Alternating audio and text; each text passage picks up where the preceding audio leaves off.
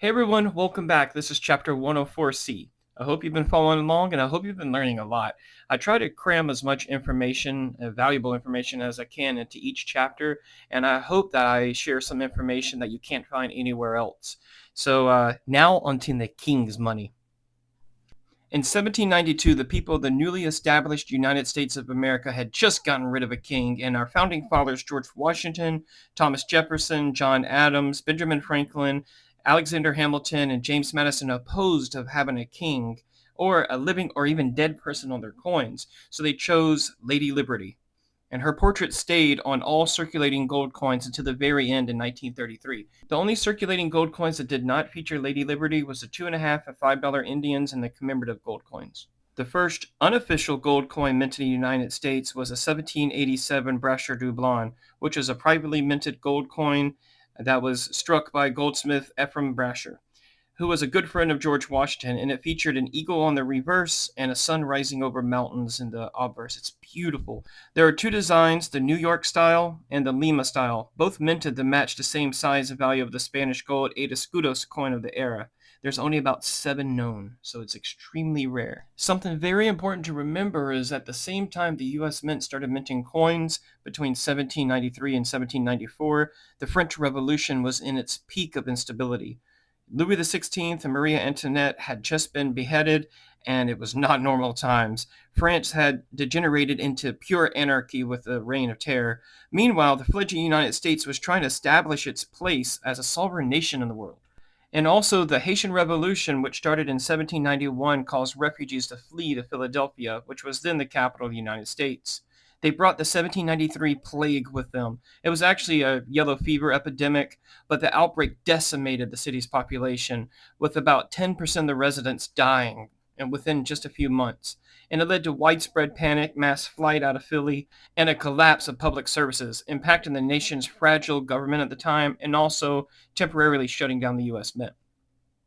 Two early employees of the U.S. Mint, Joseph Wright, chief engraver, and Nicholas Way, a treasurer, died of yellow fever during 1793.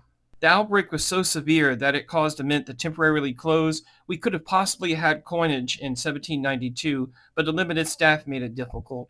Gold and silver coins weren't minted until 1794. The half dozen and the chain cent were minted in 1792, but they were not official coins. Joseph Wright was a painter and a sculptor. He painted life portraits of George Washington and Benjamin Franklin. He was a designer of the early U.S. coinage. Wright had been Washington's original choice for chief engraver of the United States Mint, but he died at the age of 37 before being confirmed for the position. In 1793, Wright had begun a family portrait depicting himself, his wife, and his 3 children. In July, they sent the children off to live with relatives to protect them. Wright caught yellow fever and died on September 13th, and his wife died a few days later. The 3 children survived. I thought I'd add that in for context on the severity of the yellow fever epidemic. This picture you see on the left is the last painting he ever painted. Even the fearless George Washington fled the city. Foreign gold coins were already circulating in 1794, so the U.S. Mint started gathering those foreign gold coins and melting them down to make their own coins, without a king of them, just beautiful liberty. The denomination of the U.S. gold coinage, as written in the Coinage Act of 1792, named gold coinage eagles, and one eagle represented 10 U.S. dollars. The eagle denomination was created for larger transactions. The dollar was pegged to gold at $19.39 per ounce. The largest denomination of gold coins at the time was the $10 eagle, and it was slightly above a half ounce of gold. A double eagle didn't exist until 1849. It's easier to understand when you look at their original lineup of coins in 1792.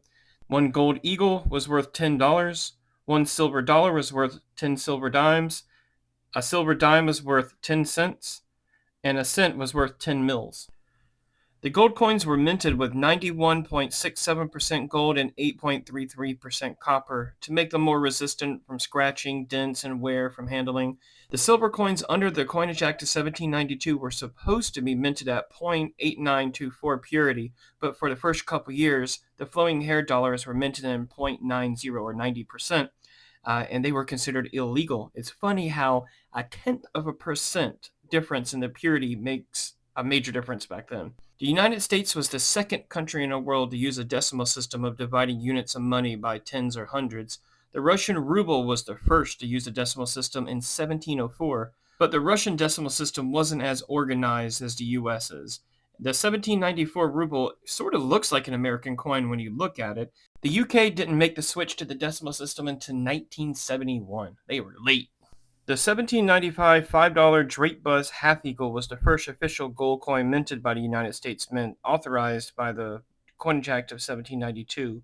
There was a good bit of variations minted between 1795 and 1807, with stars switching positions and stars added from when each state joined the Union. And the mint was still trying to perfect the design, being a new mint and all. Most Draped bust small eagle designs were destroyed and melted down and recycled into making new coins. The total mintage of the Draped bust half eagles were around 335,000 minted totally between 1795 and 1807, but the survival rate is extremely low because these were melted down from the beginning by the mint and also carried overseas. I'll talk more about that later. After the initial 1795 half eagle, the 1796 quarter eagle and eagle, $10 eagle, were minted as well.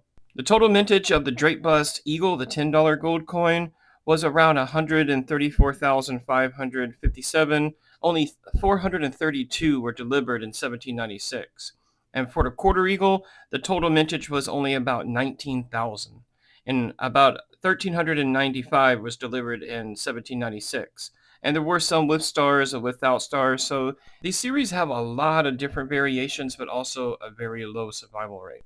Before we go any further, let's look at what these coins could buy. And one thing about the Draped bust you'll notice, none of them have a dollar denominated value on them. And that's because these were traded by weight instead of the dollar value. The next series of coins would have the dollar denomination minted right on them. So first we'll look at the $10 eagle. The average annual earnings for a worker in the 1790s was about $65, and that often include food and lodging. So this would be about 2 months' pay full time. You didn't always have full time work, and like in the winter and stuff, sometimes there wouldn't be work. And for farm labor, a good farm laborer could earn about $120 a year, including room and board again. So that's about a month of pay.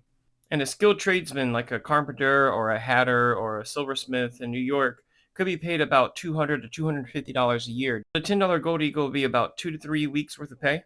And the purchasing power of a $10 eagle was about $350 to $400, adjusted for paper inflation, and about $2,200 in the gold market today. And it could buy a large stock of food like flour, wheat, corn, cheese, butter, probably a couple buggies full, even at Sam's today. Property was one of the biggest purchases someone could make, and an eagle probably could afford a piece of land, probably a few acres, especially if it was an unimproved or frontier land, probably a good bit of acreage. If you were traveling with a gold eagle on you, you could probably pay for about 1 to 2 months of room and board, depending on the city and region. For the $5 half eagle, the purchasing power is about $175 to $200 just for paper inflation, or $1,100 in a gold market today. And it could buy about half the food an eagle could. If you had to hire somebody like a carpenter, hatter, or silversmith, a half eagle could afford about 2 weeks of work. A half eagle could buy you a good quality suit or a couple of outfits. Bartering was a common practice and cash wasn't readily available for many people, but if you had a half eagle, you could probably buy a lot of stuff to stock up the trade with later on. And a quarter eagle had the purchasing power of about $80 to $100 adjusted for paper inflation, or about $550 of gold value today. And it could still buy about 5 or 6 loaves of bread, 15 pounds of butter, 10 quarts of whiskey. That was a good night. 2.5 bushels of salt, whatever a bushel is, 25 pounds of coffee. You could also buy some shoes and maybe some light clothing. A quarter eagle could buy you a dozen chickens or a couple of goats or sheep. And if you were traveling, you could live comfortably for several days, including lodging, breakfast, and dinner. The next series of eagle coins did not include a $10 eagle. There were no cat bust $10 eagles. The $10 gold eagle was halted in 1804 and did not resume till 1838. This series only produced half eagles and quarter eagles. There were about 1.5 million half eagles and only about 25,000 quarter eagles. One reason for the halting of gold eagles during this time was due to the fluctuating gold prices in Europe due to the war and instability. The new U.S. gold coins was intended for commerce and to replace the legal tender foreign coins that were still spreading around. But that's not what happened. Merchants and bankers and others took a majority of the newly minted gold coins and shipped them overseas for payments of goods and merchandises. And at their destination, mainly England, they were melted down and became European gold bullion. The situation reached an extreme in 1804 when the mint stopped making $10 eagles, and they were also serving no good as domestic purpose. They were just too much money. Half eagles became the largest gold coins minted at that time, but then those too were exported. So many coins were exported prior to 1834 that people had to resort to using Spanish coins again. And eventually, the Coinage Act of 1834 would change the gold to silver ratio from 15:1 to 16:1 and also devalue the dollar by 6% to fix the issue. And also, the Coinage Act of 1857 would ban foreign coins from being circulated in the United States, so this was an issue that lasted more than 60 years. Another possible reason for the lack of gold coins might have been the Louisiana Purchase in 1803, which initially $3 million was paid in gold as a down payment, and the total cost in the end for the Louisiana Purchase ended up being somewhere between 23 and 27 million with interest. The gold that we gave to Napoleon for the Louisiana Purchase also fueled the Napoleonic Wars, so that didn't help. Also, the War of 1812 significantly affected coin minting by causing severe shortages of raw material like copper, gold, silver, and leading to a drastic drop in minting and a nationwide coin shortage by 1814. Due to the scarcity of metals, no cents were minted in 1815. The only gold coins minted in 1815 was the $5 half eagles, and there was only 635 of those, and those were just for paying off depositors. And also, a fire at the Philadelphia Mint, which was the only mint at the time, caused a shortage of all gold and silver coins for months, leaving a large cent as the only U.S. coin produced that year. No gold coins were minted in 1816 or 1817. By 1829, the steady drain of gold from the nation and the strained currency situation finally forced Congress to begin serious work on reform, and a number of bills were introduced with proposals ranging from scrapping a bimetallic system for the silver standard and even debasing the coins. And no one in the United States government would go for that. The early United States government was heavily inspired by the ancient Roman Republic, and the Founding Fathers incorporated Roman ideals into their new nation's framework, like the Senate and the Republic system. The U.S. government adopted Roman concepts of republicanism, separation of powers, and the rule of law. Thomas Jefferson studied Roman history intensely and was also determined to build a nation that would avoid the mistakes of Roman Empire collapse. You can see Roman symbols all over government buildings and designs even till today. The melting of U.S. gold coins in Europe had reached a fever pitch. A National Archive record document shows in 1831, an episode in Paris described the destruction of 40,000 half eagles in a single melt. U.S. gold coins, which had never been circulated, virtually disappeared. Speculators and bullion brokers began to buy U.S. gold coins, exporting them for large profits. Also, during the War of 1812, the unofficial gold-to-silver ratio continued to widen and later expanded more with tremendous outputs of silver from Mexican and South American silver mines. U.S. coins were nowhere to be found. Internationally, they were hoarding gold. Nationally, they were hoarding silver. This effect is called Gresham's law. The coins with less intrinsic value and more face value are spent, and the coinage with more intrinsic value and less face value are hoarded. So in this case, local banknotes were used because no one trusted the bank and would rather get rid of their banknotes first. They would hoard the silver coins in case there was a bank run, and the gold coins were hoarded internationally because they had more value overseas. And here's one example of how intense the hoarding was back then. The Economites hoard, found in Economy, Pennsylvania, contained $75,000 in face value of pre-1836 silver coins. It included 400 quarters, 800 flowing hair half dollars, 3,500 large eagle Draped bust half dollars, and it was discovered in 1878 by the Harmony Society. It was found 42 years after being hoarded. Wow, just imagine finding that. Congress solved this issue by passing the Coinage Act of 1834, which lowered the official price of gold by decreasing the amount of pure gold in an eagle coin from 247.5 grains to 232 grains, changing the gold to silver ratio from 15:1 to 16:1. The purity of the gold coins were temporarily reduced from 0.9167 to 0.8992.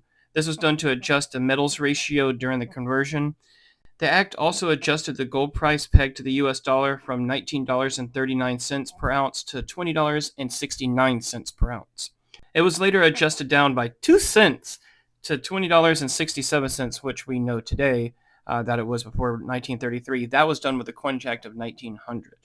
And the Coinage Act of 1837 changed both gold and silver purity to 90% silver. And that purity remained all the way until 1933 for gold and 1964 for silver. The next series of coins after the capped bust series was the classic head series, and they ran from 1834 to 1839. They were short-lived, and they kind of worked as a transitional coin, working between the Coinage Act of 1834 and 1837. And the mintage of the half eagles was about 2.1 mil, and the mintage on the quarter eagles was just under 1 mil.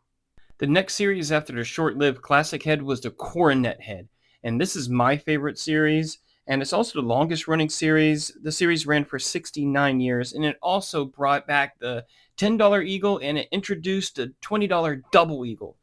This series did produce a lot of coinages, but there are some hidden gems if you know what to look for, because you can see with the quarter eagle, there was 12 million minted, but I found a 1850 Dahlonega quarter eagle mixed in, and the guy who sold it to me didn't know, and that had a mintage of 12,000, and that was a $2,400 coin.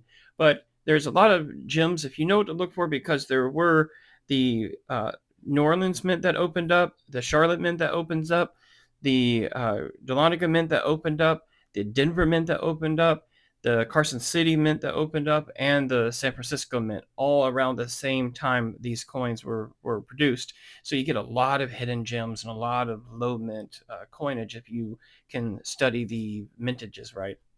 But you can see the quarter eagle had about 12 million. You can see the half eagle, there was about 64 million minted. The $10 eagle had 46 million. And here's the mind-blowing part. The double eagle, the $20 double eagle, the one that everybody dreams about, there was 175 million of those. Those are insanely common.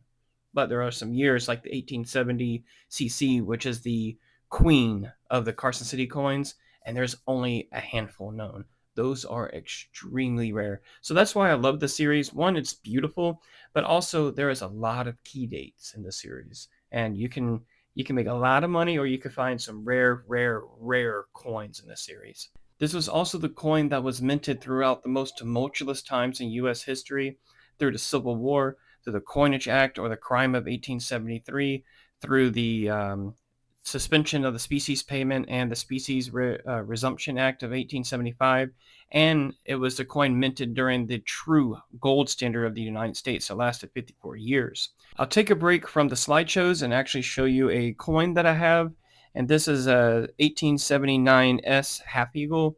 And the cool thing about this coin is during the Civil War, the United States suspended species payments, which is gold and silver. So they went straight to fiat. Now, people thought that they were never going to go back to a gold or a bimetallic system. Well, the Species Resumption Act of 1875 allowed people to trade in their greenbacks, their $5 greenbacks, for $5 half eagles. And that's why this coin is pretty cool. In 1907, Teddy Roosevelt wanted to redesign the gold coins to make them more modern. So there was a redesign for the last series of gold coins, which were the $2.50 and $5 Indian coins, and the Indian Eagle, the $10 Eagle, and the St. Gaudens, which I will say is a beautiful coin. But I'm not a fan of the Indian coins. I'm just not. And there was a lot of these coins minted, but there are some key dates. Very few of them, but there are some key dates that's worth money. But most of these were just minted in abundance. World War I boosted the US dollar standing by making it a more stable and trusted currency as the European nations abandoned the gold standard. The US became a major creditor nation, with its currency used for international trade and finance, setting the stage for it to become the world's dominant currency.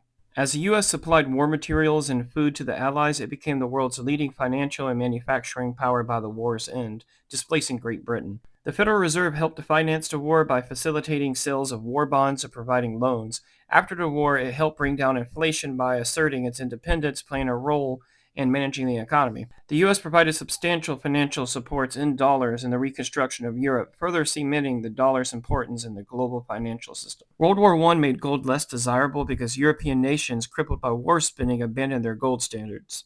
Until European nations could rebuild their own currencies, they used U.S. dollars. so there was a decrease in the demand for gold. Since the US dollar maintained its gold convertibility, the dollar became a more stable alternative to the devalued currencies of the warring nations.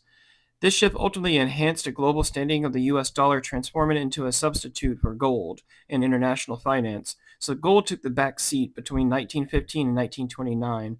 This led to the Roaring Twenties. What could go wrong? Eventually, everyday US citizens switched to using US dollars. I bet the smart people were holding gold at this time. And everybody started running on debt and credit. I'll be doing a chapter about debt and credit later on. Well, just a few years later, the stock market crashed and a collapse in demand and goods caused a period of severe deflation, where prices fell about 22% between 29 and 1933. And you can see in this chart from 1929 to 1932, pay also dropped about 30%. This was a devastating period for people that had borrowed a lot, as they saw their debt increase as their incomes fell. People started hoarding gold again as a way to maintain their wealth and maintain their purchasing power of their dollar, and gold roared back. In 1929, people were still being paid pretty good. A coal miner could make an eagle in about a day and a half of labor. Even a common laborer could take 2 to 3 days of his work and go get an eagle from the bank. So hoarding became a sensation. Also, there was a lot of gold that was passed down from family members, from grandparents, and gold that was inherited. This became a problem when there were no more gold coins in circulation, and silver coins started being hoarded as well. And the large-scale hoarding eventually prompted the United States to act. And this is when FDR came into power, and within 1 month of being in office, he passed Executive Order 6102, banning gold. Here's an excerpt from a video I just recently recorded, and I think I explained it well, so why repeat it? In 1933, FDR forced Americans to forfeit their gold. Not only gold coins, but gold bullion and gold certificates too. For surrendering each ounce of gold, they were given $20.67 in Federal Reserve notes like this. FDR said it was to combat the Great Depression by allowing the government to expand the money supply and to prevent private hoarding. So if you have any pre-1933 gold coins, they are one of the survivors of the confiscation and the meltdown. And most likely they were hidden in somebody's house, inside somebody's barn, inside their collection for 40 plus years, the rebel gold. And less than a year later, after all the people surrendered their gold, the US Treasury nearly doubled the price of gold to $35 an ounce. If you decided to keep your gold, 5 ounces or more, or $100 face, you were the enemy of the state. You were a criminal. There were informants paid to track you down, raid your house, your office, your body, confiscate your gold. Not many people were arrested, but some were. So never trust a politician. Only trust your intuition and your beliefs. Let's say it's December 31st, 1974, when the United States allowed its citizens to legally own gold again, and you wanted to buy back the coins that you sold to the government in 1933. Well, now gold is $175 an ounce. So the cost of gold rose 846% when you sold it at $20.67. If you're lucky, you might get 10% of your gold back. In the meanwhile, the paper dollar that you were told to use, the Federal Reserve note you held for 40 years, lost 88%. The Gold Reserve Act was passed to increase the money supply, stabilize the economy by devaluing the dollar and shifting gold from a currency to a commodity. This is why some say that gold and silver is the money of a republic, and fiat and debt is money of dictators, socialists, Marxists, and communists. Gold and silver is the money of freedom. Fiat and debt is the money of slaves. Fiat leads to massive spending, massive national debt, free handouts that go to corrupted hands, social programs that lead to a desire for more and more and more handouts. Some of these programs are good, don't get me wrong, but all that money is taken from the average citizen, and it should go back to the average citizen in ways that would help them out, but most of the time it doesn't. It eventually ends with the death of the middle class and the destruction of the nation through inequalities and the ever-expanding wealth gap. The middle class is the heart of the nation, the ones who spent hundreds of hours a week with no vacations, the ones who built the country in exchange for building their personal wealth. To allow it to be sucked away and given out for free to the leeches of the system that build nothing and destroy the heart and collapse the beast that keeps humanity together, and you wonder why people are losing their humanity and becoming uncivilized today. The true enemies of us all are the ones who sucked the gold out of the system, gave us fiat currency, told us capitalism is bad. Capitalism is not bad. Corruption is. If you think what's going on now is not corruption, you're not paying enough attention. Before I end this chapter and give you my trust level on the gold dollar, I have to actually talk about the gold dollar. Yeah, the $1 gold pieces. I love them. I've had 3 of them, and I still own 2. These weren't introduced until after the gold rush. So these were first introduced in 1849 and they ran until 1889, so only 40 years. And there was only about 18, 19 million ever produced. And these were introduced because during the gold rush, there was a lack of coinage. And there was private mints that were circulating gold dollars and gold half dollars and gold quarter dollars from gold that was found during the gold rush and privately minted. So the United States decided, hey, let's just go ahead and copy them and make a $1 gold coin. And these are a good representation when you're comparing the gold, silver, and $1 bill. But most of the time, in regular everyday transactions, it was a quarter eagle or the half eagle or the eagle that was transacted. There was also a $3 gold coin, but these are extremely rare. There was only about 538,000 minted between 1854 and 1889, and these were introduced for the same reason, a lack of coinage. There was also the $4 Stella gold coin. These were not meant for circulation. These were collectors, and there was only about a little over 400 of these produced. So they're extremely rare. Between 1903 and 1915, there were a few commemorative series that brought back the $1 gold coin, but these were priced higher than face value, usually double, and these weren't very popular, and the unpurchased ones were melted back down, and the ones that were sold were collector's items, but some of them did show signs of circulation. Probably during the Great Depression, I guess people needed the money, so they got these coins that they overpaid for a collector's value and actually spent them. In 1915, the U.S. minted collector's coins for the Panama Pacific International Expo, which was a world fair in San Francisco to celebrate the opening of the Panama Canal and to showcase the city's reconstruction after the 1906 earthquake. Not only did the Pan Pacific produce $1 and quarter eagle gold coins, they also produced 2 $50 massive gold coins, and I believe they were like 2.5 ounces of gold each, and they were selling for $100. There is an octagon model and a round model, and between them both, only about 1,100 survived the meltdown. My next $1 gold coin purchase will most likely be a Pan Pacific, so keep your eyes open for that. There are a few more commemorative gold coins, but the last one I'll talk about is the last one, the 1926 sesquicentennial 2.5 gold dollar. This coin was produced to celebrate the 150th anniversary of the Declaration of Independence, so kind of like the 1976 bicentennial quarter. This one actually won too. There was only about 45,000 that existed. I think 200,000 were minted, but all the rest are melted down. So now for my trust level for the gold dollar. I put the paper dollar at trust level 5, and I put the silver dollar at trust level 10. I have to put the gold dollar at trust level 7. The reason is the gold standard itself. As a commodity, gold is king commodity. Silver is the blood, sweat, and tears of the people. Our founding fathers didn't make the decision to please anyone. They signed their death warrants when they signed the Declaration of Independence, knowing it would make them targets. A few of them were Freemasons, and mostly or nearly all of them were part of the Enlightenment movement. And they just defeated pure tyranny, and they knew exactly what it was. They decided to back the dollar by the bimetallic system, which for most of human history has been the most successful system of all. It was later politicians that made the changes that destroyed the dollar. We are on the fumes of a fiat existence. The founding fathers didn't want a Roman-style collapse of their newly established country. There is no currency in the world as of today that's backed by gold and silver, and a slow reversal of the fiat and a return to a bimetallic system might give us the only chance to escape this debt and credit slavery. Gold and silver are the opposite of debt. Everyone should be zeroing out their debt, removing their excess money from their bank accounts, running on reserve notes and debit cards, and converting your savings into something other than fiat. We all should be building up our credit scores and preparing for a dollar collapse. Maybe it won't happen in the next 12 months, but the next 12 years isn't looking too good. The current ratio of my stack is a little over 1 ounce of gold, with mainly pre-33 coins, and a little over 200 ounces of silver, with a mixture of bullion and 90% silver coins. Let me know what your stack consists of in the comment section below, and please follow me to chapter 105, comparing the silver, gold, and paper dollar. Thank you.